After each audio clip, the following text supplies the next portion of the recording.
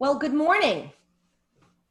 On behalf of TPAbenchmark.com and Mass Mutual Retirement, we'd like to welcome all our TPA owners who are now signing on from coast to coast. And we're very excited. We have terrific content planned for you all this morning. We have a great litany of 3 Power Pack panels that are going to give you fantastic insights on building momentum for a strong fourth quarter close. So we'll just pause for just a moment as folks are logging on, and then we'll go ahead and begin with some introductions.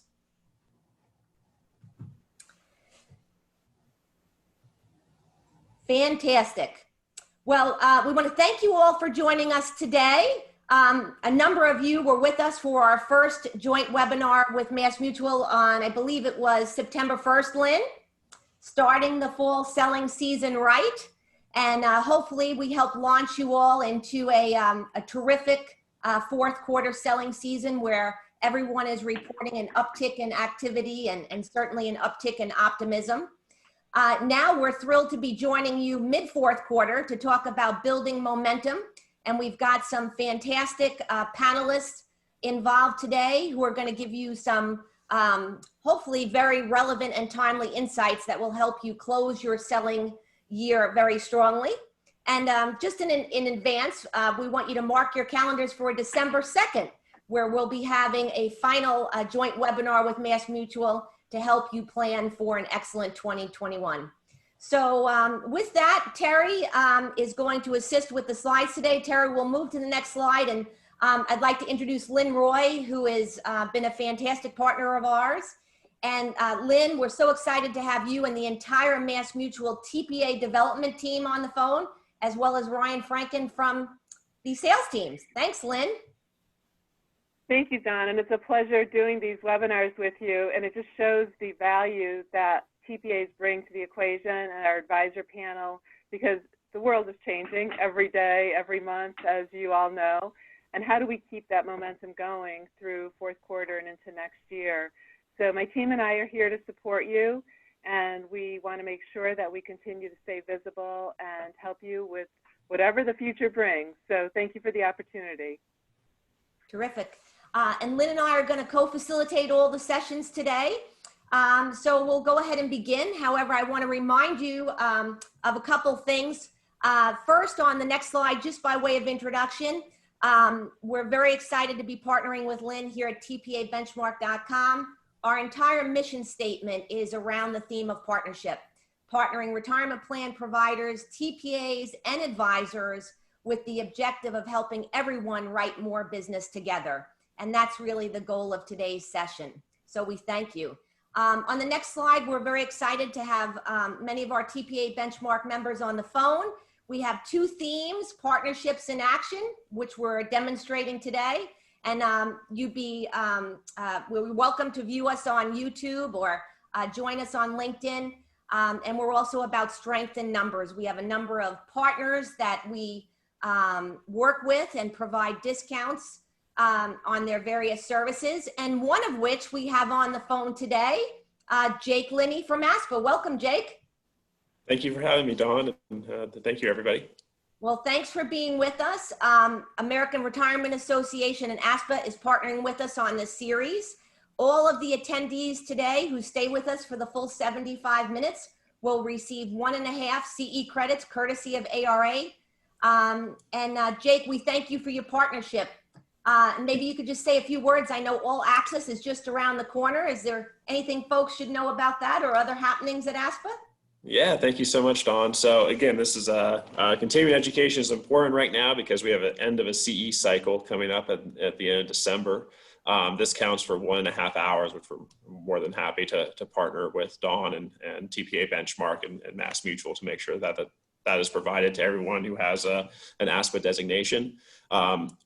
The ASPA annual conference is going to be held virtually this year, of course, and starts on Monday. It's a 4-week program with just a ton of topics and networking opportunities. I know we have Shannon Edwards on the panel as well, who's been so involved in ASPA and this year's All Access conference. So we're really excited about it. There's going to the numbers look absolutely fantastic, and it's going to be really we're making the most of the environment to provide a great educational event and networking event for everybody.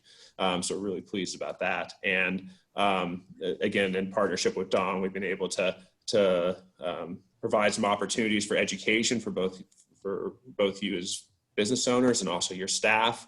We've redesigned the QKA credential and also have introduced a new credential, QKC. We've really taken our education at ASPA from just being about administering plans to being about the consulting and the communication to plan sponsors and advisors as well. So we hope you'll take advantage of that and consider us. And again, thank you for giving us the opportunity to be involved. So. Well, thank you, Jake. We're very excited to partner with you, and thanks for joining us today. We're going to be speaking about leveraging some of ASPA's great content as we get into our technology panel and our LinkedIn session today. So Jake, stay tuned. We'll go ahead and just real quickly, Terry, introduce our agenda, and then we're going to get down to business. As reference, we've got 3 powerful panels lined up in the following order. We're going to start out with a tremendous panel of advisors who are going to share really insights around how you as TPAs can partner with specialty advisors in this current environment. And believe me, you will want to take notes for this session. We also have 4 distinguished TPA owners with us who are going to share a top 10 list of marketing best practices or marketing strategies that are proving fruitful for their practice in the midst of the pandemic. We'll be introducing them shortly. And then we have 2 TPA owners / sales leaders lined up who are doing really exciting things with LinkedIn, both on the messaging and prospecting front.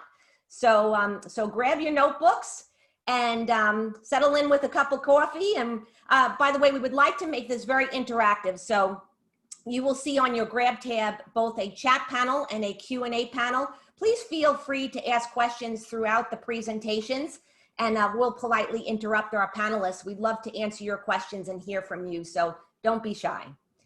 So without any further ado, we'll bring on our first panel in. And we're going to ask Ryan Franklin to do some introductions for us of the advisors who are joining us today. Ryan? Great. Thanks, Dawn. Thanks, everybody, for joining. It was great to see everybody following our September meeting. I hope everybody's recovering from the October 15th deadline. I know it was a busy time of year, so hopefully now, a week later, you can come up for a breath of fresh air. That said, I am excited to welcome the 2 panelists today who will be joining me on today's call. In the spirit of partnership, you couldn't ask for 2 better retirement specialist advisors to join us today. First, Chip Morton, affiliated with Raymond James, been in the industry 25 years, has an extensive book of business spanning all market segments. But more importantly, he's always worked well with TPAs. And he's going to talk a little bit about, especially in that smaller end of the market, how important TPAs are to his business and how to best work with advisors like himself. Second, a gentleman I've known for close to 15 years now, George Fuchs, Managing Director at First Republic, also has 25 years of experience focusing purely on the retirement plan segment of the business. George also leverages his TPA partners well. He works with 4 to 6, and he has a range of industries that he covers, but certainly spends a lot of time with TPAs on the professional practices and leveraging the expertise of his ERISA consultant partners there. So with that, I'm just going to ask first Chip and then George to say a brief comment or 2 about themselves and their practice. Chip? Hey, thanks, Matt. Appreciate you guys having me today. And I believe the partnership with TPAs is extremely critical, and so I was excited to be able to speak.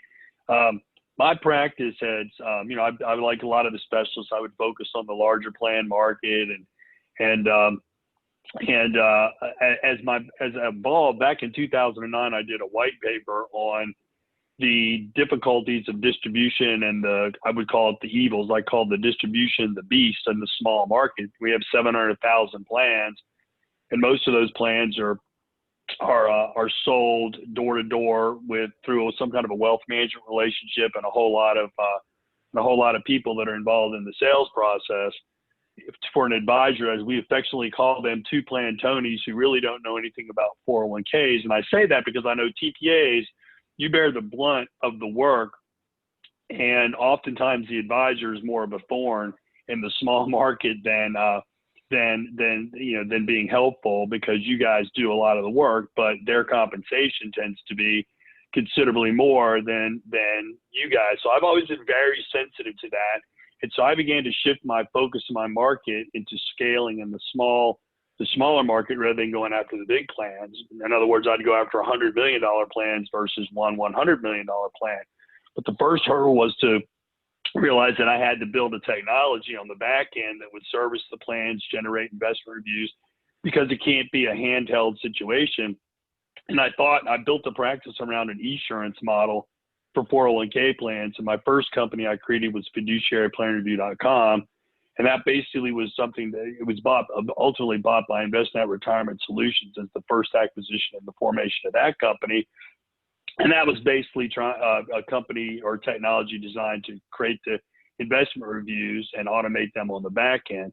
So the next solve on the front end was, how do I market and distribute, bypassing the traditional distribution systems and go direct to plan sponsors via an online marketplace.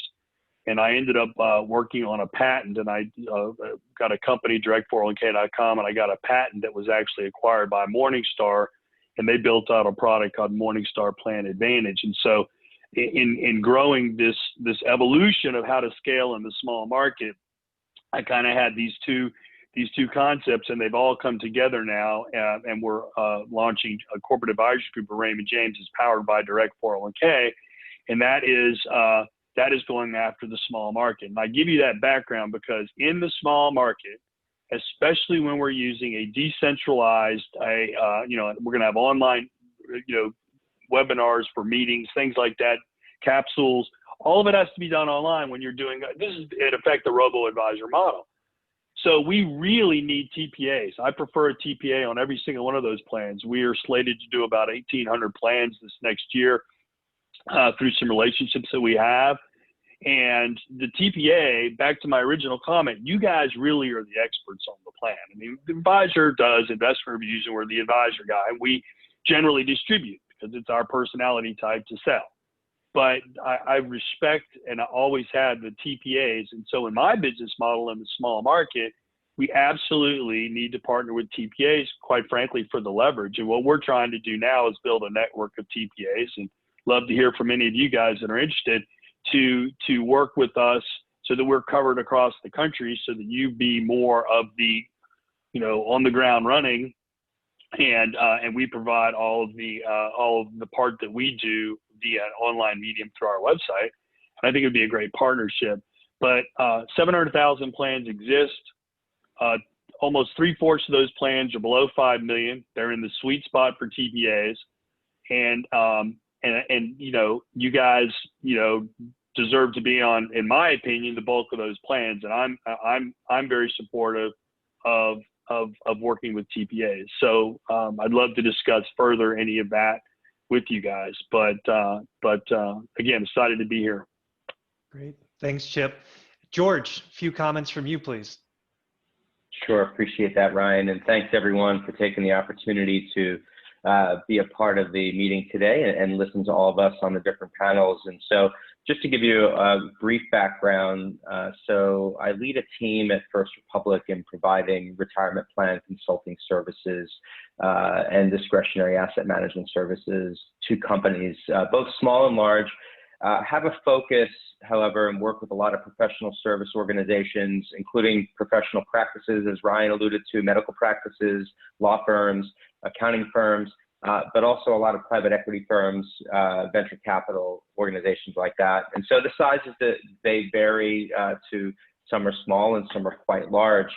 But the strategy that we bring to the table in working with organizations, and we really see 3 pillars of service on the retirement plan for an organization. And really that's the design, the investment, and then the platform communication, right? And so part of what we do is we engage with all of our clients and prospects to try to get them to improve all facets of it. And we have huge experience in working with third-party administrators and actuaries, especially in the professional services organizations where there are strategies to re-engineer income into maximizing retirement plan benefits through the use of, for example, new comparability profit sharing plans, cash balance pension, and the like. And these are things, these are strategies that your standard record keeper, no matter how deep the bench is, doesn't really have, as we see, a really good value add on the design space, right? In terms of, having it when you're looking for specific customized design, especially in the small market. And so what we look to do is we look to partner when there's a specific need to have an organization, a third-party administrator, to really, come in for that advanced plan design in order to essentially help the organization reach their goals, which is essentially providing for benefits for the non-highly compensated as well as benefits for the highly compensated, and maybe in a different way. But that's really the background investment. We're strong on the investment side, making sure that the investment platform is good, and also the communication and the communication platform. Whatever record keeper is used, whatever system is used, it needs to be something that can connect with employees. But we think that design is most certainly critical. So looking forward to expanding the dialogue on that. Great. Well, thank you so much, Chip and George. It's very, very exciting to see the level of involvement and the level of confidence that you have with TPAs across the business model. And I guess the first question for you, Chip, is how do you decide which TPA to use? Do you select somebody that's already on the plan? You mentioned you had a group of go-to TPAs. Are you looking to necessarily expand that? What does your geographic or TPA relationship model look like? Well, obviously, with venturing into the online marketplace, ultimately, I'd like to be the Amazon of 401ks, right? We work with major providers. MassMutual is one of our preferred providers, and we built a software that can go on and anyone in the country. So when you're in the internet-based RIA, you are 50 states. So we do want partners across. Ultimately, we would like partners across to handle geographically. Would be our initial thought would be we would use one TPA for the Southeast or whatever, and we would break it up as volume dictated. We would break the regions up according to that volume. But we actively work through referrals from other advisors that we know and try to find the areas. Sometimes we work with larger TPA firms that might have a larger presence, but that's only because we can leverage one point of contact for multiple locations. But again, being on this call, I'm very up for anybody that's willing to or wants to partner in sort of a national campaign regionally. We look for we get referrals from folks like Ryan on TPAs. I would say probably record keepers are our biggest source of referrals if I was going to pinpoint one particular source. Great. Thank you so much. And I have to hold my phone up because I understand it's a little bit hard to hear. So is this a little bit better? Very good, Lynn. Okay. Sorry about the old-fashioned method. George, you also talked about advanced plan design and the importance of the TPA. What is the normal sequence of events? Do you normally select the TPA first and then have them run some plan design comparisons for the client before you select the record keeper and the investments? How does that sequentially work for you in your practice?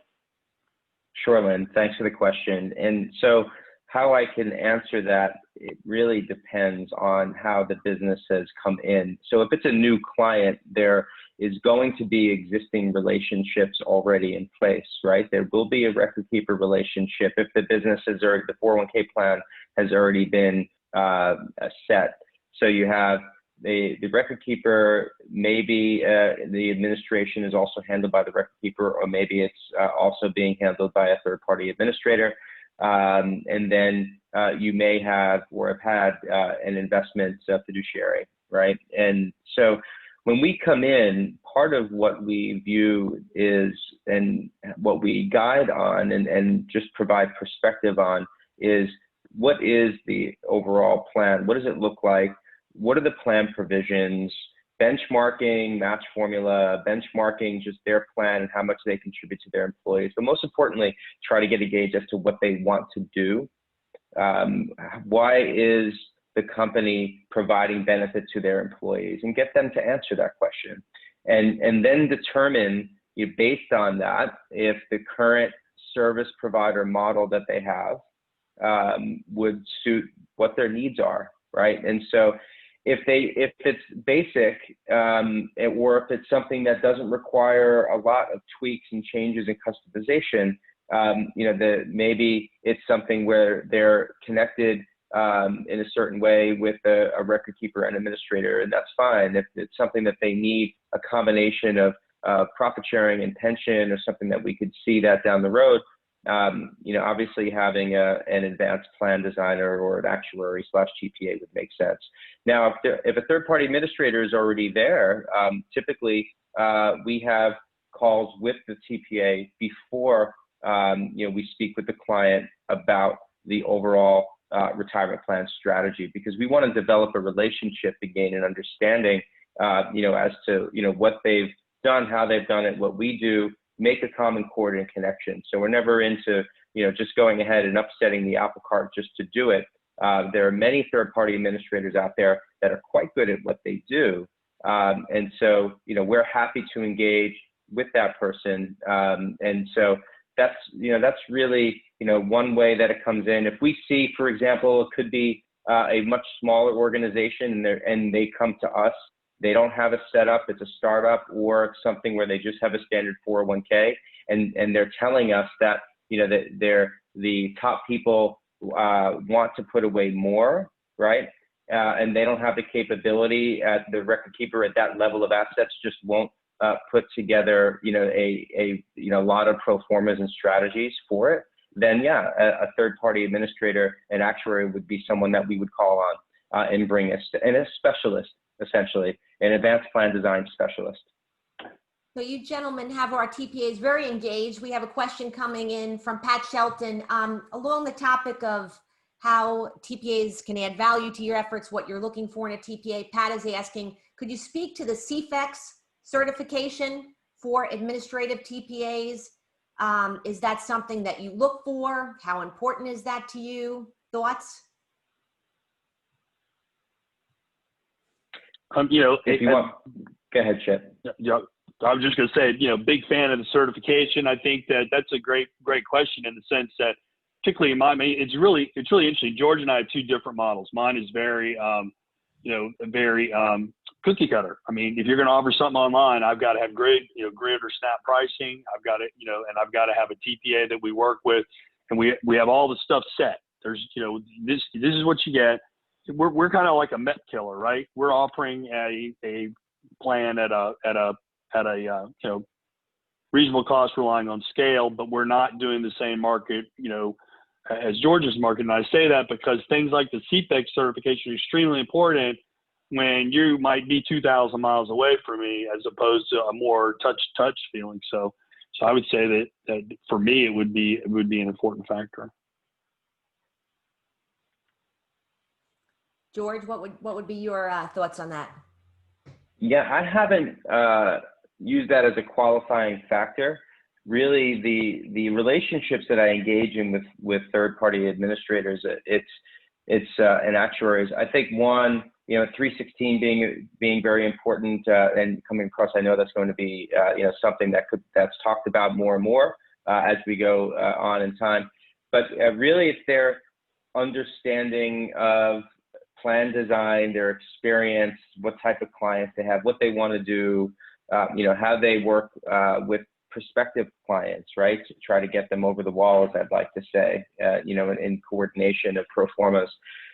So, really it's the ability to have that conversation, work with someone that can make something that's complicated sound simple. Just hitting on that topic of 316 maybe for a moment.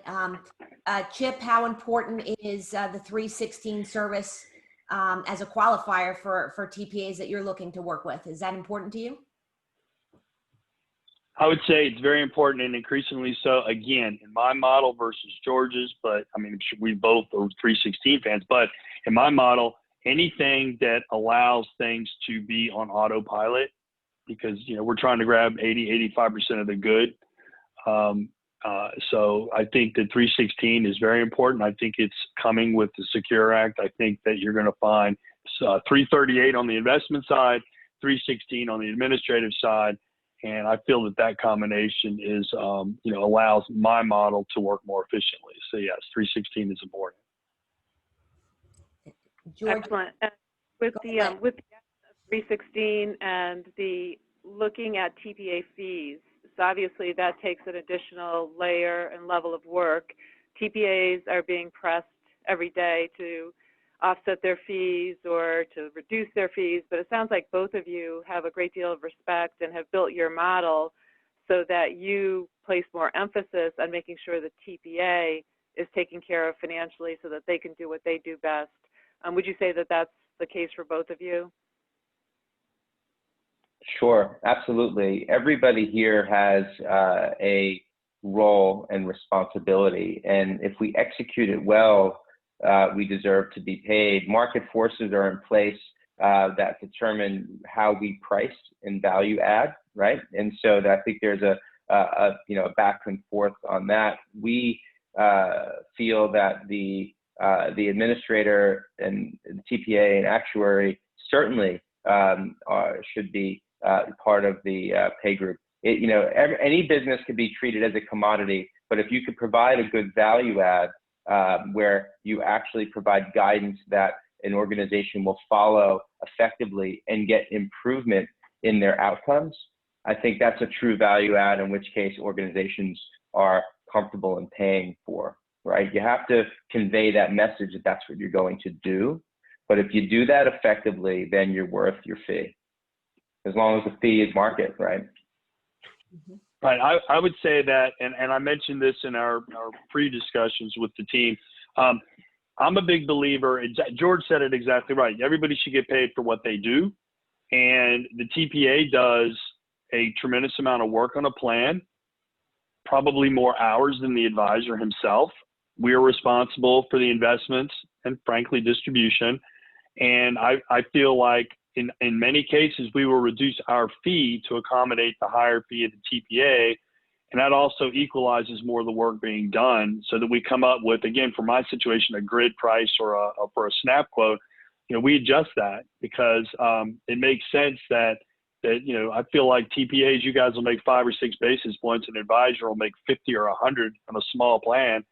And, you know, you guys are the ones that do an awful lot of the work. And so I think George and I would agree that you guys add a tremendous amount of value. And he's absolutely right. You deserve to get paid for it.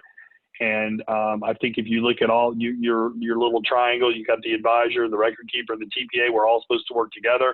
And I think the compensation should be fairly allocated among that. And I feel often sometimes you guys don't necessarily get paid the same you know, proportionate to the amount of tremendous work and expertise that you have. That's great feedback. Don, if you don't mind, I have a question for Ryan, because obviously Chip and George are the type of advisor that every TPA would love to work with. And so Ryan, how should TPAs be leveraging the wholesalers to get introductions to advisors like Chip and George? Any thoughts on that?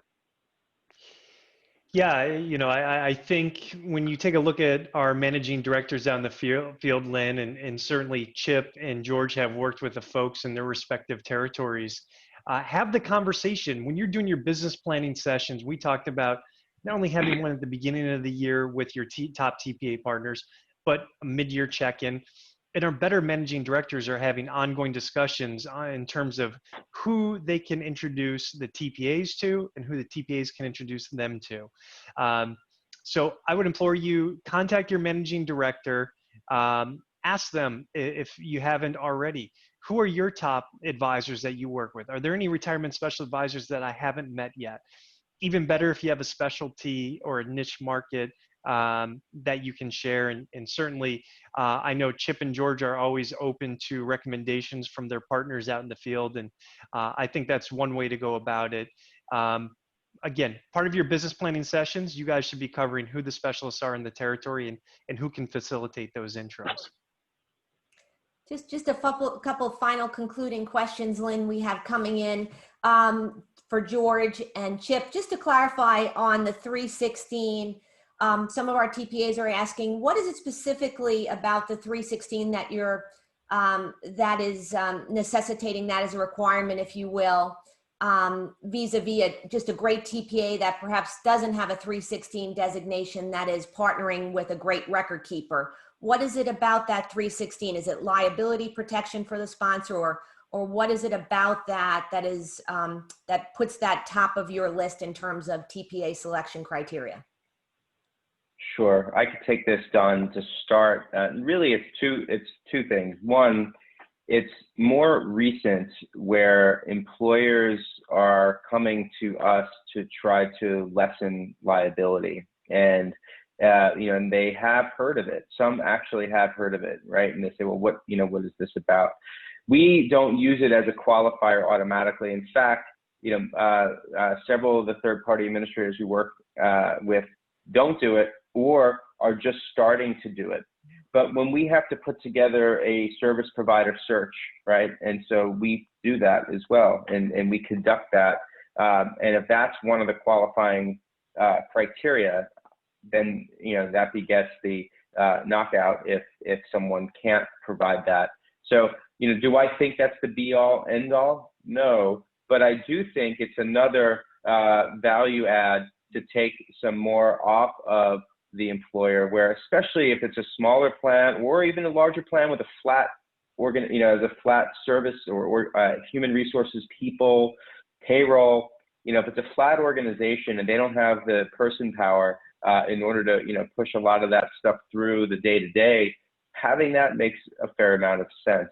Now, there's something to be said, if someone has the prowess to put together advanced plan design and do it in a great way and explain it in a simple but effective way, that goes leaps and bounds over it, right? But it seems to be in probably about maybe 15 to 20% of the new business that we're picking up that's a conversation that we're having, and maybe half of them really want to use it. So maybe it's only 10% of the market, but I expect that to grow over time. Well, we're running up on our time limit, but I'll tell you, you guys are a big hit and they want you back, because I just got a comment. Can these two gentlemen do a training session for other FAs on the value of TPAs? Are you guys game? I'm in. All right. Well, terrific. We'll have you back. Thank you so much for your insights, and reach out to Ryan and the folks at Mass Mutual for introductions to folks like Chip and George. And thanks for joining us, and stick around if you would. Thank you. With that, Lynn, we'll move it to our next panel. Terry, next slide. Thank you. I'm very excited to introduce our next panel of 4 TPA business owners and marketing specialists.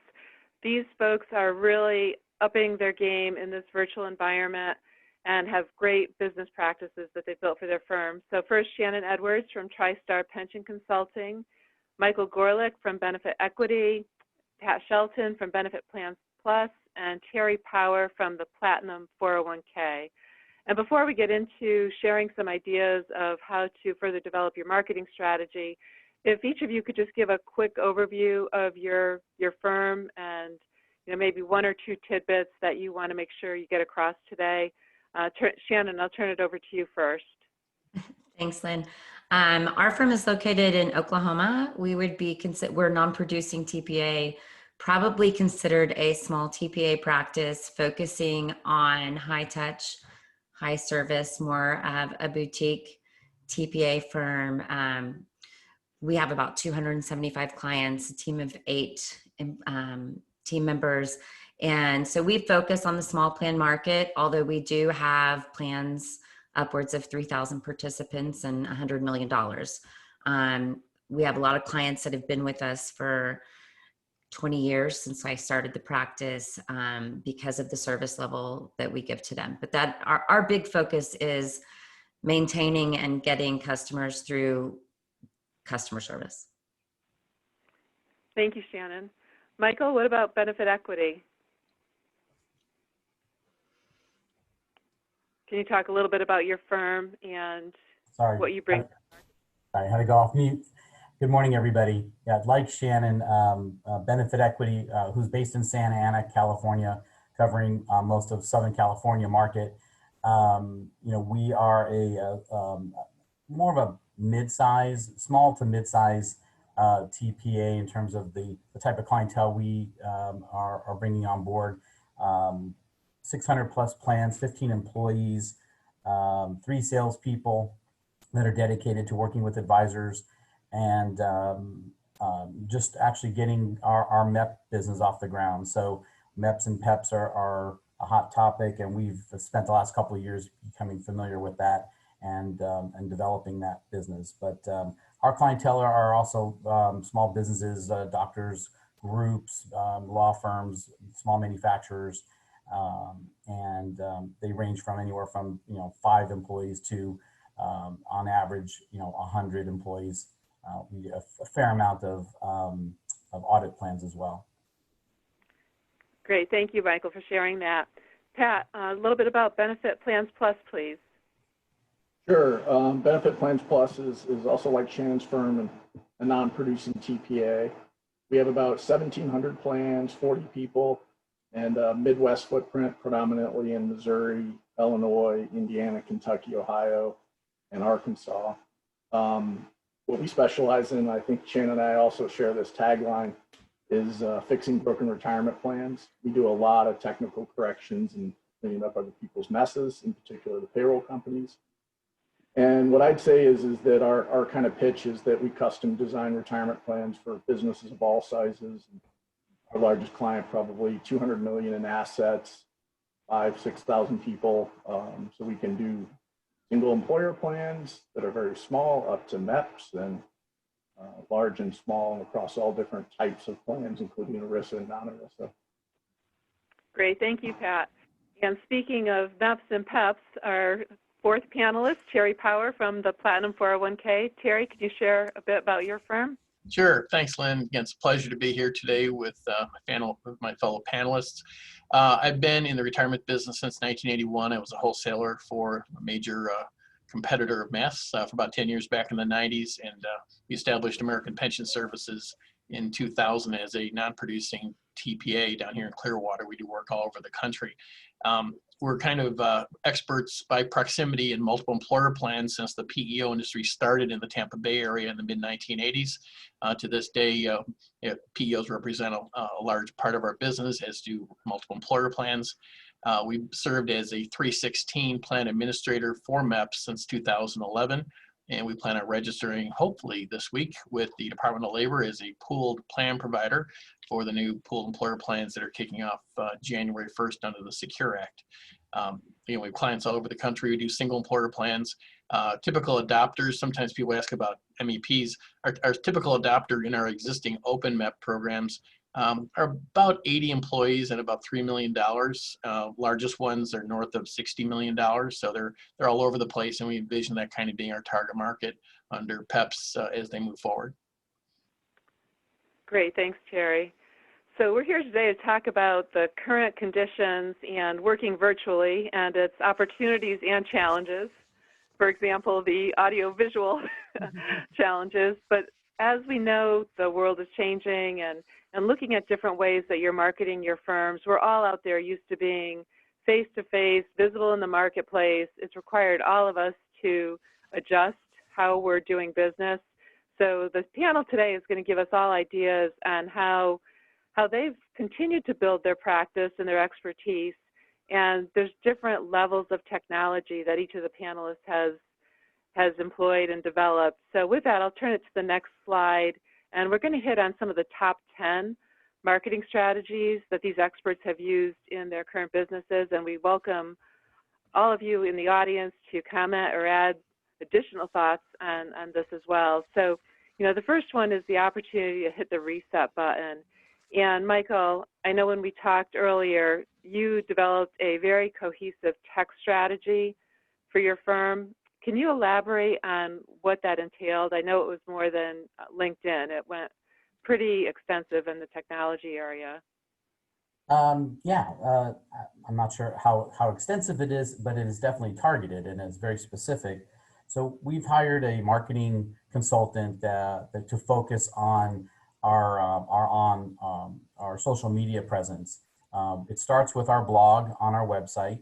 The content is content that we all as TPAs are seeing every day coming to us from all different sources, whether it be legislative updates or just new, we're talking about 316, we're talking about MEPS, we're talking about the current events of our industry, and an article gets created.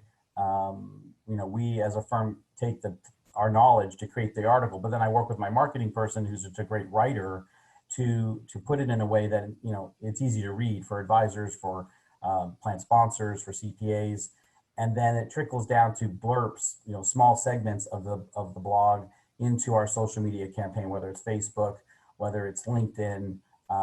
We had been doing Instagram. I think we're doing a little less of that. So it's predominantly LinkedIn and Facebook, which is where I've seen the presence. And by doing that, it drives people to our website, which I think Pat Shelton had asked me a while back, how is that produced for you? And I will tell you, it's a consistency thing. The more you do it, the broader your audience becomes. Then we know the knowledge is getting out. Now the question is it turning into sales? I have a tough time tracking that, and I'm actually in the process of creating a software program that will help me with those with that technology. But for now, I know it's at least consistent, and the messages that we're trying to share as TPAs and knowledge that we're trying to educate with is getting out there. Great, thank you, Michael. And Pat, I think we coined the phrase hit the reset button from your comments and ideas. So do you want to talk a little bit about how you and your firm hit the reset button during this pandemic? Sure. I think it was interesting listening to Chip and George from an advisor point of view, because one of the things that I kept hearing was distribution. They kept using the word distribution. And I think for probably the last decade, distribution in particular has been changing in terms of, for TPAs, in terms of referrals, where we get them from, the frequency we get them from, and the consistency. And I think what COVID did was accelerated what's been going on. And because of clean share classes, decompression, the lawsuits, regulation, cost of doing business going up, it's gotten more and more difficult for TPAs to find referrals. And in particular, what's happening in the mutual fund industry and even in the 401k industry, I kind of jokingly say the wholesalers are getting younger, compensation's coming down, the territories are getting bigger. And then you look at the broker dealers who kind of reset the table, also mentioned previously to capture the 338 side of it. They're pulling all that back in-house and regulating us as TPAs. Excuse me. And what that means is less referrals for all of us. So first thing I did was sit back and say, how has COVID changed our ability to get referrals from our traditional? Answers. I can talk forever, of course. Sorry. Sorry, I lost my train of thought. That's okay. So anyway, the distribution changed, and it's causing TPAs to look at where our referrals coming from and the frequency. And it's gotten harder under COVID to physically get in front of people, the wholesalers, the advisors. So we basically sat down and just called it a reset and said, what do we need to be doing today that allows us to get better distribution and create referrals? And that gets back to what Mike had mentioned. So combination of social media, consistent marketing, and just getting out there in the industry in non-traditional ways. Yeah, that's great. That leads us to Shannon and all of the work that Shannon has done with ASPA and Women in Retirement. So Shannon, you've done a great job on LinkedIn, but I think your exposure across the industry has really given you opportunities and additional visibility. Do you want to just talk about some of the things that you've done in the industry to promote that? Also, being more involved in ASPA has definitely helped. And then taking it a step further and being very involved in the Women in Retirement, the conference, and now the council. It's, first of all, it's given me the opportunity to have lots of reasons to post on LinkedIn. And the more you post on LinkedIn, the more Google-licious you are, right? But secondly, it's helping us further our industry, and it's introduced me and allowed me to meet a lot of financial advisor specialists through NAPA that I probably never would have met before. So just that, raising your visibility, meeting other people, it's expanding our network beyond just Oklahoma, and it's touching people who actually specialize in this industry, which is the people that we want to work in. So the other thing that we've been doing is promoting the fact that we require every staff member in our office to do the QKA exam and to get their designations, even if they just answer the phone. And so that's getting our firm as a whole more involved, plus offering us the ability to market that to advisors, the fact that we require a certain level of education for all of our employees. So I think it's key, whether you're NIPA or ASPA. I mean, I'm very active in ASPA. I'm a member of NIPA.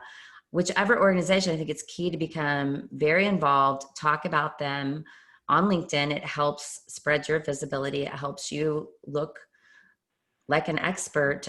If other advisors are seeing you post constantly about the fact that you're involved in these organizations. I like the fact that ASPA has NAPA as a sister organization, so that if you become involved in one, you can eventually become involved in both. They also have Plan Sponsor Council of America, which we've also been moving into as a member. I know Pat has been involved with them as well in the past. So I think those are important. And not only does it promote your firm, but it promotes our industry as a whole, which is something that we all need to be considering. Absolutely. Thank you. I know I've gotten a lot out of the industry organizations myself, and Women in Retirement has been awesome. So I can't wait till we get back to real life conferences again. But thank you for sharing that. Terry, I know you've done a lot of work in the PEP universe, PEP master, I should call you, and you've out into other media outlets as well. Can you share some of the other industry ideas or publications where you've been able to get your message across? Sure. In working with the media, I think one of the most important things you can do is position yourself as an expert in a certain niche. I don't care if that's small plans, large plans, MEPs, PEPs. Reporters are always looking for copy. The one thing I always recommend to folks that want to get involved in the media and get their exposure out there, number one is you always have to be incredibly responsive to these reporters. If you get a call at 1 o'clock in the afternoon on a Friday and think that call will wait until Monday, they're going to be publishing on Sunday, you would have missed it. So you've got to be like really, really quick on getting back to the media, or else you will just be glossed over. They'll go to somebody else. But you need to let them know where your market niche is. I've developed some great relationships over the years by very quietly sending a message on LinkedIn to a reporter to explain that it's a multiple employer plan, not a multi-employer plan in the article that they just published. So and they greatly appreciate the fact they didn't throw them under the bus. So there's a lot of benefits with that. But we've gotten a lot of business just as a result of that, because it will position yourself as an expert in the field by being in investment news or Plan Advisor, P&I, things of that sort. And we've used as a medium to go through and develop inquiries from advisors and record keepers. We've had, just since the pandemic, now we're doing Zoom now too. I had no idea what Zoom was in January. Now we do about 3 or 4 pep talks almost every day. And these are all around the country with great markets, advisors that want to set up their own private label pooled employer plan branded where they're the 338. And in some cases, market that program to other advisors. And our background, being a 316 for MEPS for almost a decade, makes us a good, at least a reasonable candidate for them to consider as being a pooled plan provider. So again, just identify where the niche is, but be really responsive to reporter inquiries, or else they'll just take you off the list, and the value can be great. Great. Well, apparently you're still on the list. It looks like. Pat, I think the next question is something that you conveyed and really struck home for me is looking for opportunities to add services or leverage your existing staff. So if face-to-face selling is not always on the table in this day and age, how are you using your existing staff to stay engaged with advisors and clients? Well, I think the first thing that we do is we have daily meetings, and we constantly, especially under COVID, are reminding our employees not to give our clients a reason to leave us. So it's just a reminder that service matters. And then one of the fundamental things that we went back to is that, you know, we all know through business and training that the most efficient way to get a new client is get additional services is to add them to an existing client. So what we did is we went back and queried our books for plans that perhaps were safe harbor 3% that weren't doing profit sharing. We went back and looked at, you know, plans that had weird designs, and we had a lot of plans that we typically take over from payroll companies that are just sitting in safe harbor matches that maybe that's not appropriate anymore in terms of cost. So we just doubled down on our existing clients, the service side of it. Sorry, my dog just showed up.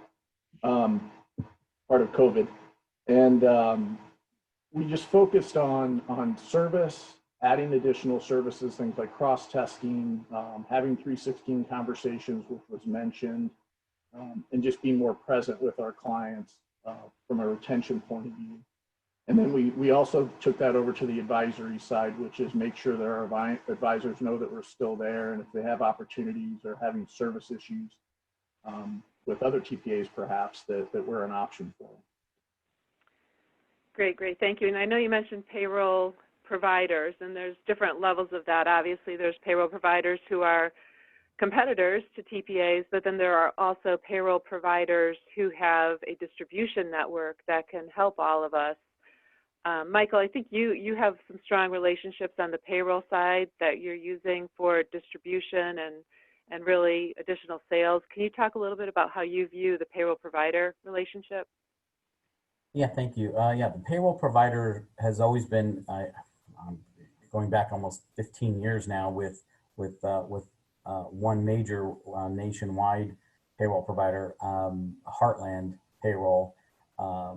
With that relationship, working closely with another record keeper back in the day, it educated us on how important that relationship is. If clients are leaving Paychex and ADP to come to us, going from a bundled environment to an unbundled environment, there needs to be some upfront selling to pull that apart so that the client is not blindsided on a whole lot of issues. You know, what comes first, the chicken or the egg, the payroll being moved or the 401k assets being moving?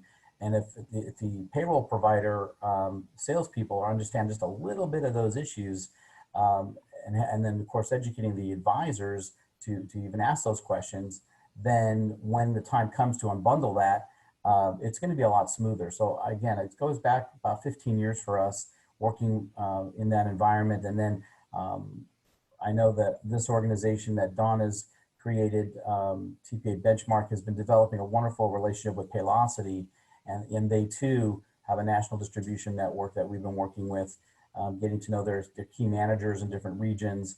And so we're just becoming a resource on a day-to-day basis for those salespeople to talk to so that they understand the issues at hand, and thus those sales for themselves are smoother, and it just trickles down into a better environment for us.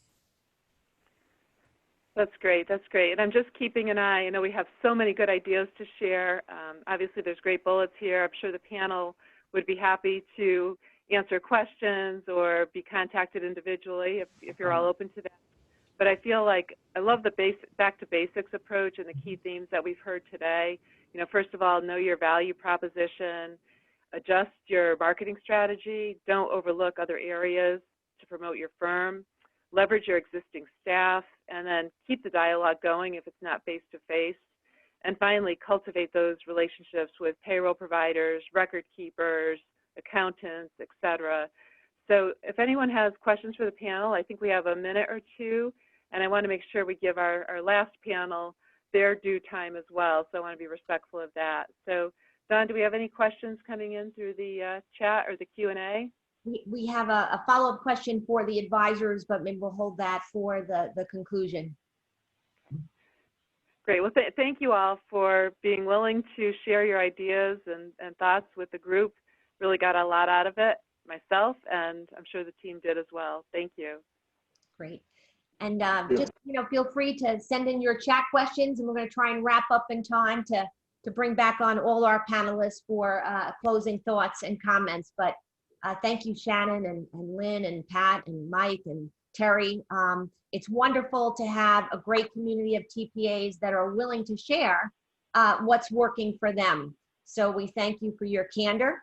And we're going to bring on our next panel now, which is Michelle Marsh, who is President of Retirement Plan Concepts and Services, as well as Sue Missick, who is Vice President of NPPG Fiduciary Services.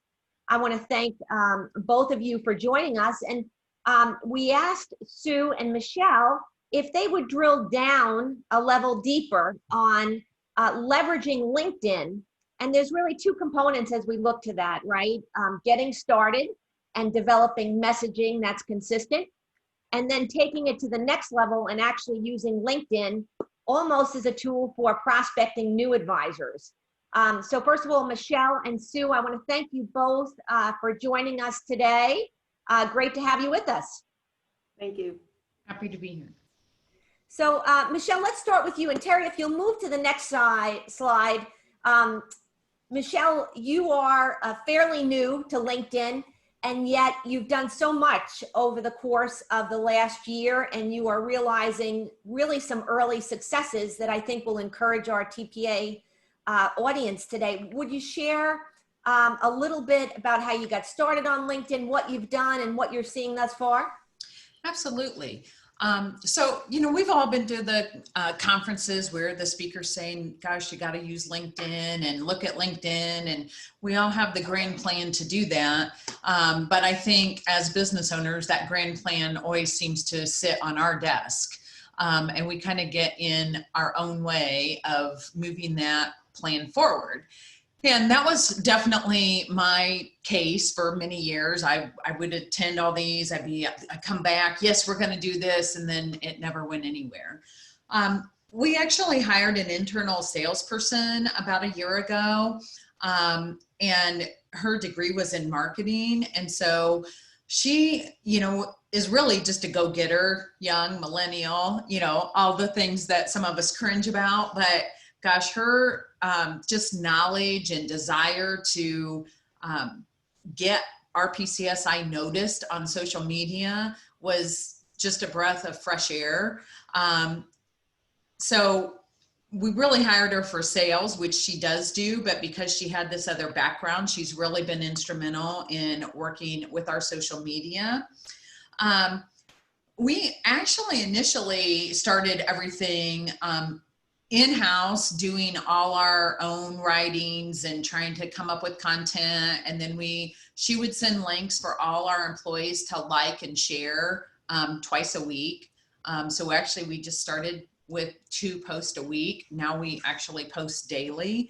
And that momentum actually in the very beginning took us from almost like about 20 people following our business page to almost 100 within about 6 months. And now I believe we're at about 750. And so just in 1 year, that incremental growth, it makes a big difference. We do track it. We use Google Analytics, we use HubSpot, and we use Hootsuite, all of which pretty much have free versions. So we really aren't paying for any special software. The Hootsuite is what we use to actually kind of auto post. So people think, oh my gosh, Michelle, how can you post every day? And it's like, so we actually work right now, we're working in Q2 2021 for content. We have 2021 mapped out for the whole year, but our content is built about 2 quarters ahead. So it's done. We know what we're going to talk about. I mean, we know what the industry, what's happening, but we also are nimble enough that when something like CARES Act happens, we can, jump in and add a post or do another blog. And the other thing, is sometimes we'll just repost something that someone else has put out. So, our vendor partners like MassMutual, they have a lot of great content that they put out. But instead of driving them to their page, if you repost it and link it onto your own page, it brings them to you using, other professional content. So even though we are producing a lot of our own content, we don't produce 100% of our own. I would say we're probably at about 80%, but in the very beginning, we were probably at about 40%. And really, again, my internal person just pushes me for content. But the nice thing is, even though she doesn't know this industry, has no idea, I mean, she does a year later, but has no idea, she goes and searches topics. She sees what's out on Google searches. She'll search safe harbor plans. So she just really tries to find out what's out there. And then she'll come to me and say, hey, is this a good topic? And, we decide either yes or no. The other thing, which is mentioned here in my slide, is hashtags. Like, I've seen hashtags for years and I thought, that's, nonsense or hocus pocus or whatever. Again, my internal person, if there isn't a hashtag, she didn't do the post. I'm joking, but she hashtags every post, and I didn't realize all the analytics and all the information you could get from what hashtags people are searching, what hashtags have the most popularity. And, maybe it's HR, maybe it's, human resources, those types of hashtags, plan sponsor, employer. So even which hashtags to use, and keyword searches, I think we've all heard that. But I never comprehended what a keyword search meant. And it sort of comes back to the same thing as hashtags. But if someone, like I actually did this morning, I searched long-term part-time employees. We all in our industry know why, but I just wanted to kind of see what else was out there. We've created some content, but I just wanted to see what else was out there. Now, does my salesperson know to search long-term part-time employees? No, but I do. So I have the intellect to say, hey, let's search this, see what's out there. And again, sometimes we're able to find something that has our messaging that we like, but that someone else has created. So we'll just repost it. Otherwise, my internal person will start by, kind of doing her own mock-up and then gets it to me for final edits and the expertise that I can bring to it. Also, you got to remember, not only do you want things on your personal page, but make sure you have that company page and make sure that you're sharing your company page to your connections so you can ask them to follow your page. Fortunately, my internal person posts to our company page, and then I get an auto notification that the post is done so I can immediately share it to my personal page. There's some different audiences there. So be sure, that you're really working off of both a company page and your personal page. And then I sort of already mentioned there's these free tools out there. Hootsuite, like I said, is the one that we're actually using to set up our auto posts. So, once we have our week or month, we really do at least a month of our auto already set up.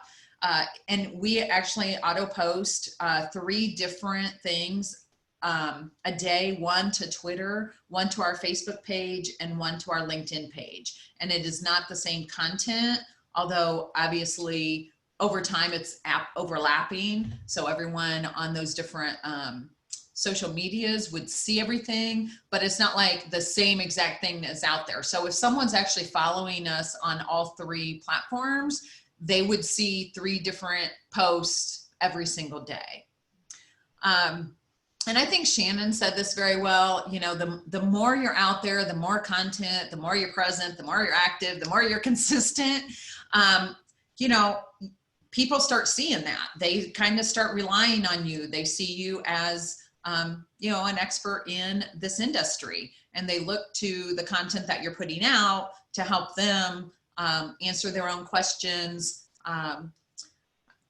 and, you know, follow us. I actually, a few weeks ago, the head of Raymond James Retirement Plan called me and said, you know, hey, I saw this article on LinkedIn. I never knew this person ever, you know, and he contacted me because of a LinkedIn post. I actually had someone on Thursday send me an email and say, you know, I read one of your articles on LinkedIn. I think, you know, we're not real happy with our current TPA provider. You know, our plan is here. Are you taking new business? So she's asking me if I'm even willing to take new business or accepting new business. I'm like, sure, maybe, you know, for the right price. No, I'm joking. But, you know, so we're elevated, and, you know, people are even saying, are you even accepting new business? Which, you know, is quite a blessing. So it's been exciting. It does take time and effort. I suggest, unless you have a passion for it, don't do it yourself.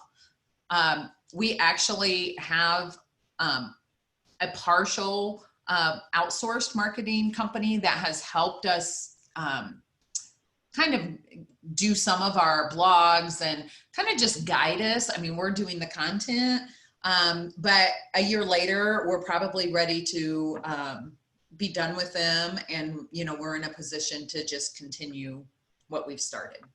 Great. Thank you so much, Michelle. I love your story because it's very encouraging, because you started with small beginnings and you really elevated your practice dramatically over the course of a year. And I think it's very encouraging for owners that aren't doing anything, that basically you can start small, right? You can reshare ASPA content, IRS content, you can get some of these free tools. And I think the key message is just get started, even if it's in doing a couple things. So I'm going to keep you on, but great insights. I want to bring Sue Missick into the conversation. Sue also is very active on LinkedIn. Sue's a little bit of a different firm. She is a 316. Sue, I know you do MEP and PEP, and you're more of a provider, if you will, but you're connecting with advisors as well as TPAs. But I know you've really kind of elevated your game from great messaging to also include prospecting. And I'd love for you to share with the TPAs on the call, just real quickly on your background, and then drill down what you're doing to cultivate new advisor partnerships through prospecting via LinkedIn, if you would. Sure. So I've been on LinkedIn for a very long time. I don't know exactly when I got on. I was trying to figure that out this morning, but I haven't done that yet. But I know I started my firm in 2003, and I know I was on LinkedIn before that. So I've been on LinkedIn for a long time.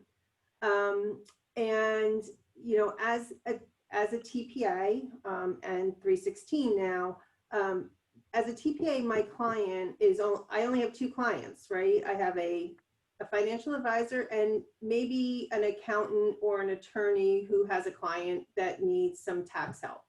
So when I started my firm, I had listened to a person give a speech on LinkedIn and how to utilize that as a business tool. And that's how I started thinking about it.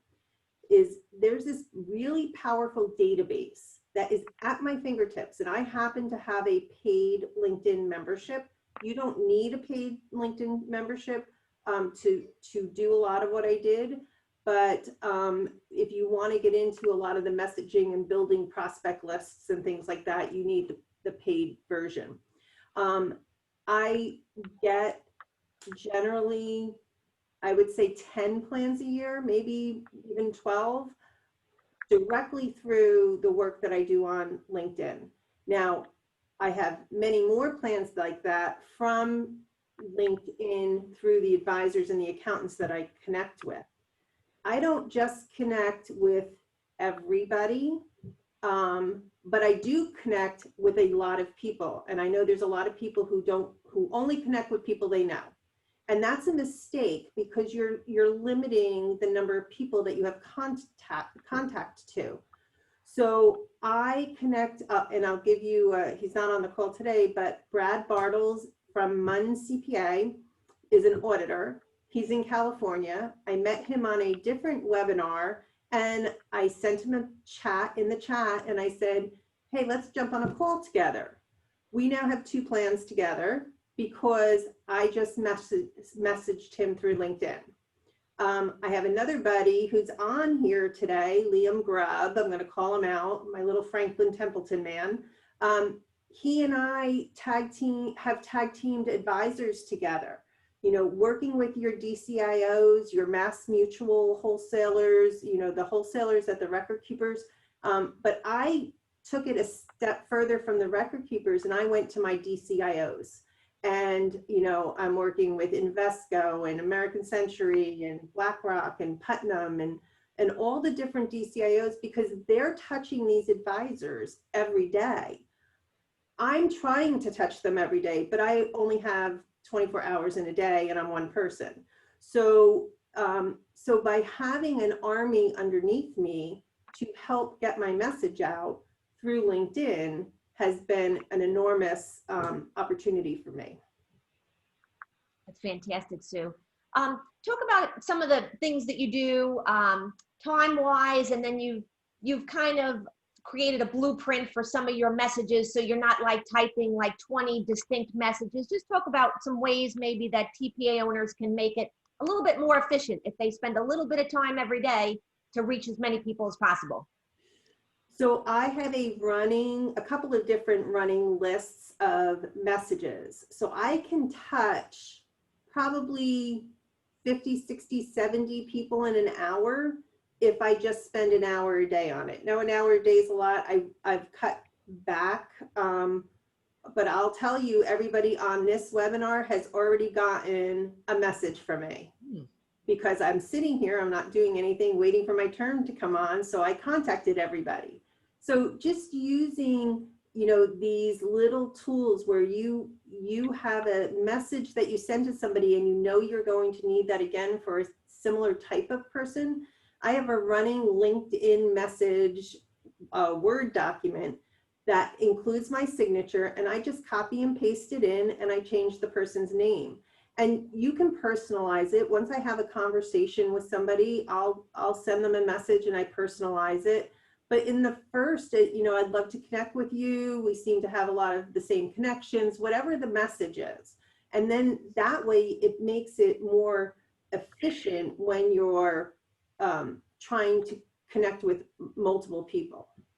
And just Sue, just a practical point, you noted that, I love that Michelle said, and I was guilty of this as well, just having a personal page, having a company page, but then in looking up people's company pages, you couldn't find any way to contact them so that the head of Raymond James could pick up the phone and call you. I mean, how simple and yet how crucial, right, to a online strategy? Correct. So when you go into your connections, you want to make sure that under contact me, you've got a way for people to contact you. And more importantly, it's your current contact. I can't tell you how many times I go into the contact information and it's their prior job's email address or phone number. So you want to make sure that you keep that as current as possible, and change up, you know, some of your messaging every once in a while so that you get those keywords. I mean, Michelle's comment about those specific words that are important to our industry, that's also really important in the first section of your header so that people can find you. Fantastic. Lot of great points here. And since you've already connected with the audience via LinkedIn, To cover these additional points, just email Sue back. This is fantastic. I think so many great knowledge points relayed today by all of our panels. Being consistent, being proactive, going back to the basics, but yet stepping into a new realm with LinkedIn and really looking to build your advisor network out. This has been fantastic. You all have been just tremendous panelists. And we have people are asking some follow-up questions of our advisors. So I'm gonna commit to sending those out via email because we want to be respectful of your time. Be glad to send you the slides. We're getting questions on that. Question about cybersecurity, just real quickly, Sue. LinkedIn cyber attacks, posting titles, employment histories, with the newest hacker strategy of mirroring the position in your firm. Has that ever been a problem for you? Any suggestions there? One of our I have not had, I've not had a problem with that. Although, we have our IT people really kind of keep control over that with our internet security. But I have personally have not had a problem with that. Okay, great. Well, fantastic. Thank you all for participating. We'll send you a copy of the slides. We'll send you contact information. No need to self-report via ASPA. Your credits will be uploaded. Please mark your calendars for December 2nd. Lynn and I are going to do one more panel this year, right, Lynn? We couldn't be more excited to be partnering with MassMutual on this series. I want to thank Lynn, the TPA channel team. I want to thank Ryan, Chip, George. We're going to have some follow-up questions for you, which we'll send out via email. Terry and the prior panel, Pat, Shannon, Mike, thank you very much. Sue and Michelle, great having you on. Next session, we should make an hour and a half, Lynn. We have so much great content. So feel free to reach out to Lynn or myself directly for any follow-up questions. Thank you all for being with us today. And thank you, panelists, for sharing your best practices and really for enhancing our industry. We're happy to be of service to you. We look forward to seeing you all on December 2nd. Have a great day, and thanks for joining us today. Thank you.